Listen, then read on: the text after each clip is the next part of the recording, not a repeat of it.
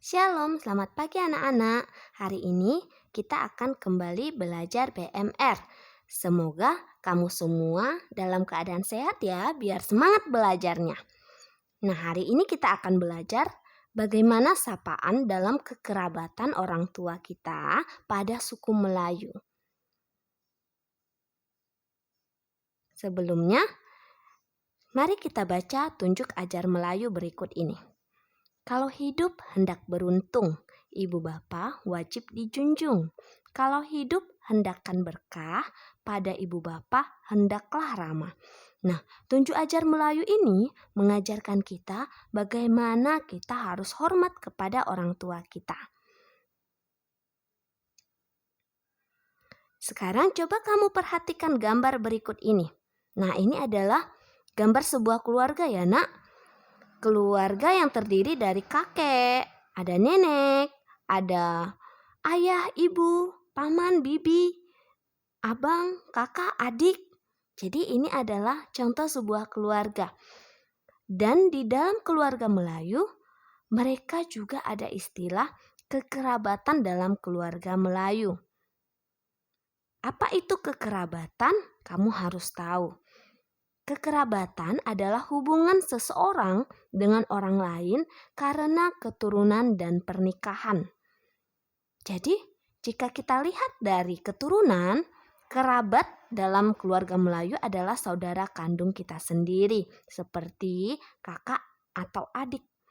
Nah, jika kita lihat dari pernikahan, kerabat adalah istri atau suami dari saudara kandung orang tua kita.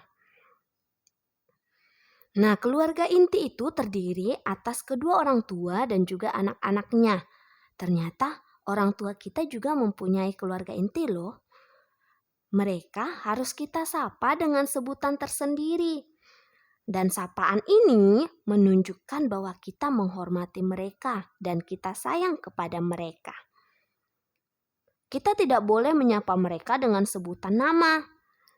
Tetapi pada suatu waktu, kita bisa menyebut nama mereka di belakang sapaan untuk membedakan mereka di antara satu dengan yang lain. Nah, sekarang kita akan belajar bagaimana sapaan dalam kekerabatan keluarga Melayu. Yang pertama, sapaan terhadap ibu atau ayah dari orang tua kita.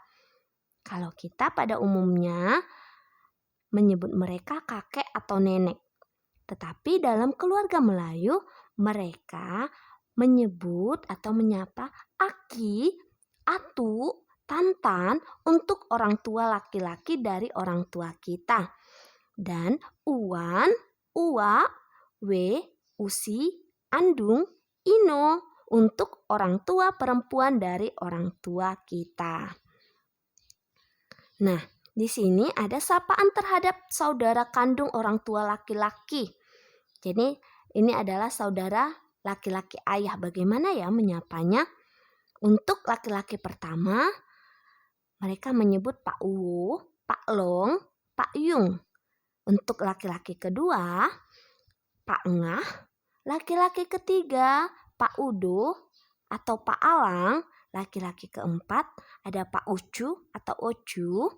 Laki-laki sebelum anak bungsu, Pak Cik atau Poca. Dan laki-laki yang terakhir atau laki-laki bungsu adalah Pak Usu atau Ponsu. Nah, saudara perempuan ayah kita bisa sapa untuk perempuan yang pertama yaitu Mak Uwo, Mak Long, Mak Yung atau Mak Tuo. Untuk perempuan kedua kita bisa sapa mereka dengan panggilan Mak Ngah atau Mak Tongah. Yang ketiga adalah Mak Udo atau Mak Alang. Perempuan keempat adalah Mak Ucu. Perempuan sebelum anak bungsu adalah Mak Cik atau Oca. Dan yang terakhir perempuan paling bungsu adalah Mak Usu atau Onsu. Itu dari pihak ayah. Sekarang kita mau belajar sapaan terhadap saudara kandung orang tua perempuan. Nah, untuk saudara laki-laki ibu, di beberapa daerah di Riau atau di daerah Melayu mereka menyebut mama atau uak.